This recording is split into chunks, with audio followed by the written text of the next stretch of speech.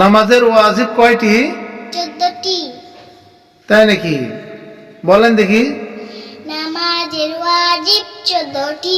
আলহামদু শরীফ পুরা পড়া, আলহামদু সঙ্গে সূরা মিলানো, রুকু সেজদা দেরি করা, রুকু হইতে সোজা হয়ে খাড়া হয়ে দেরি করা, দুই সেজদার মাঝখানে সোজা হয়ে বসিয়া দেরি করা, দরমিয়ানি বৈঠক, দুনু বৈঠকে আত্তাহিয়াতু পড়া, ইমামের জন্য কেরাত আস্তে এবং জোরে পড়া, বেতেরের নামাজে দুয়ায় কুনুত পড়া, দুনুইদের মাঝখানে ছয় ছয় তাকবীর বলা, প্রত্যেক ফরজ নামাজে প্রথম 2 রাকাতে কেরাতের জন্য নির্ধারিত করা, প্রত্যেক রাকাতে ফরজগুলি তারতিব ঠিক রাখা, প্রত্যেক রাকাতে ওয়াজিবগুলি তারতিব ঠিক রাখা।